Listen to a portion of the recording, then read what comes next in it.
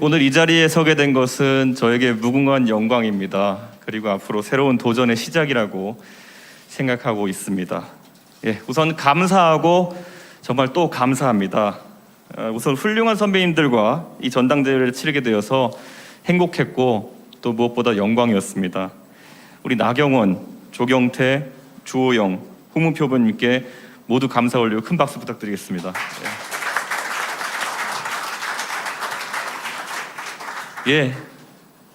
여러분은 저를 당대표로 만들어 주셨습니다. 다시 한번 강조하고 싶습니다. 여러분이 만들어 주셨습니다.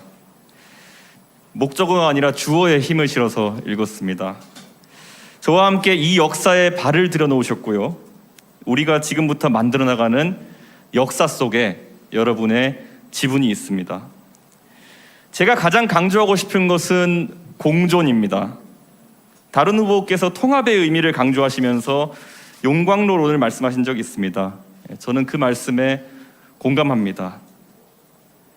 하지만 용광로 이론은 미국과 같은 다원화 사회에서 조금 더 진화해서 요즘은 샐러드볼 이론이라는 이름으로 바뀌어가고 있습니다. 다양한 사람이 샐러드볼에 담긴 각종 채소처럼 고유한 특성을 유지한 채 같이 공존할 수 있는 사회가 샐러드볼입니다. 비빔밥을 생각해 보시면 될 것 같습니다. 비빔밥이 가장 먹음직스러운 상태는 10가지 이상의 여러 가지 고명이 각각의 색채와 식감, 형태를 유지한 상태로 밥 위에 얹혀져 있을 때입니다. 상추 잎은 바삭한 상태를 유지했을 때 가장 맛있고요. 나물은 각각 다르게 조미되었을 때 그 맛이 더해집니다. 마지막에 올리는 달걀은 노른자가 터지지 않게 조심스럽게 얹어야 하기도 합니다. 생각해 보십시오. 비빔밥의 재료를 모두 갈아가지고 만약에 저희가 밥 위에 얹는다면은 그것은 우중충한 빛깔일 것이고요. 색감도 그다지 끌리지 않을 것이고 식감도 마찬가지입니다. 저는 그렇기 때문에 우리가 비빔밥의 고명들을 모두 갈아버리지 않기 위해서 보통 스테레오타이핑이라고 합니다. 뭐뭐 다움에 대한 강박관념을 버리고 공존할 수 있어야 된다고 생각합니다. 원래 여성주의 운동하시는 분들이 여성에 대한 여성다움을 강요하는 것이 상당한 개인의 개성을 꺾어버리는 폭력이라고 생각하시는 것처럼 저는 누군가에게 청년다움, 중진다움, 때로는 당대표다움을 강요하면서 우리 사회에 달걀과 시금치, 고사리 같은 소중한 개성들을 갈아버리지 않는 그런 사회를 만들겠습니다. 당원 동지분들께 당부하고 싶습니다. 우리의 지상과제는 대선의 승리입니다. 그 과정에서 저는 다양한 대선 주자 및 그 지지자들과 공존할 수 있는 당을 만들 것입니다. 내가 지지하는 대선 주자가 당의 후보가 되고 문재인 정부에 맞서 싸우는 총사령관이 되기를 바라신다면은 다른 주자를 낮추는 방향으로 그것을 달성할 수는 없습니다. 상대가 낮게 가면은 더 높게 갈 것을 지향해야 하고요. 상대가 높게 가면은 그보다 더 높아지기 위한 노력을 해야 되는 것이 우리의 경쟁의 원칙이 될 것입니다.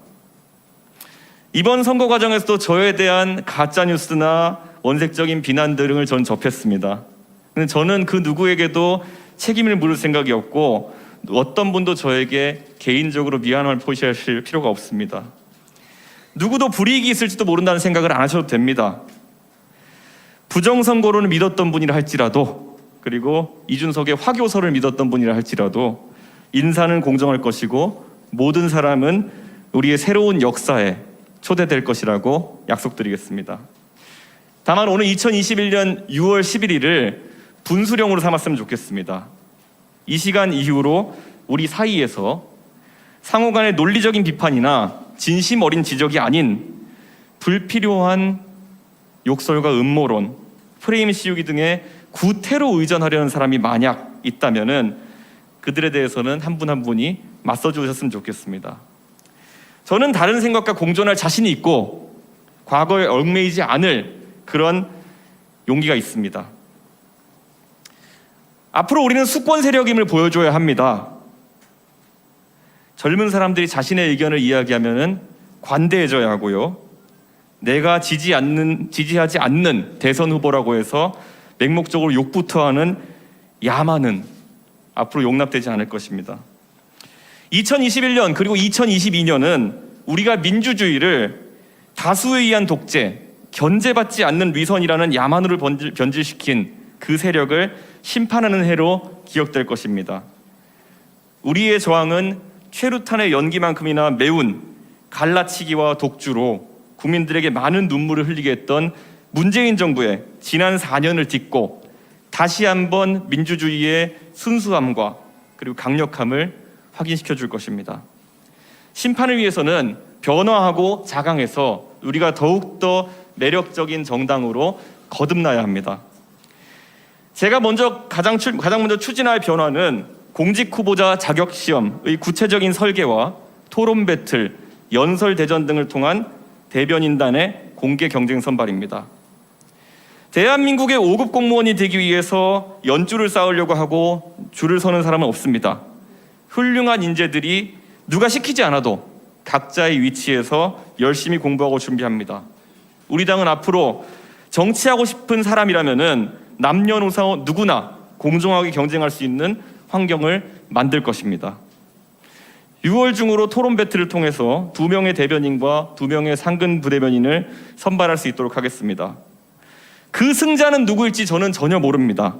어쩌면 피선거권도 없는 20대의 대학생이 국회 기자회견장에 서서 우리 당의 메시지를 내게 될지도 모릅니다. 시사방송에서 우리 당의 입장을 설명하는 역할을 뛰어난 능력은 있으나 경력 단절 때문에 어려움을 겪던 여성이 공정한 경쟁을 통해서 선발될지도 모르겠습니다. 누가 선발될지 모르는 이 불확실성은 역설적으로 국민에게 확신을 줄 것입니다. 누구에게나 공정한 기회를 제공하겠다는 우리의 방식이 캠프 출신의 코드가 맞는 더불어민주당 인사에게만 기회가 열리는 현 집권 세력의 방식보다 공정하다는 그 확신, 그것을 전달할 수 있다면 우리는 대선에서 이길 수 있습니다. 또한 공직 후보자 자격 시험은 당원들 상호 간에 지식과 지혜를 나누며 훈련된 당원들이 공직 후보자 선거에 나갔을 때 우리 당의 지방선거에 있어서 가장 큰 무기가 될 것입니다. 이미 많은 당원들은 저에게 문자 메시지 등을 통해서 그 변화에 앞장서고 공부를 시작하겠다고 말씀하고 계십니다. 컴퓨터를 접하기 쉬운 젊은 나이대의 당원이 컴퓨터를 잘 활용하는 것은 저에게 큰 감동이 아닙니다.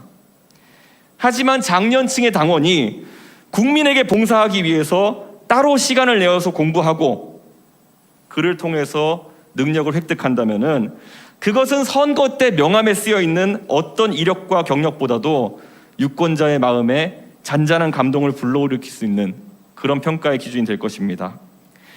제가 말하는 변화에 대한 이 거친 생각들, 그리고 그걸 바라보는 전통적 당원들의 불안한 눈빛, 그리고 그걸 지켜보는 국민들에게 우리의 변화에 대한 도전은 전쟁과도 같은 치열함으로 비춰질 것이고, 이 변화를 통해서 우리는 바뀌어서 승리할 겁니다. 세상을 바꾸는 과정에 동참해서 관성과 고정관념을 깨주십시오. 그러면 세상은 바뀔 것입니다. 내일을 준비하는 국민의힘은 여러분 한 분 한 분을 빼놓지 않을 것입니다. 항상 감사하고 사랑합니다. 그리고 열심히 섬기겠습니다.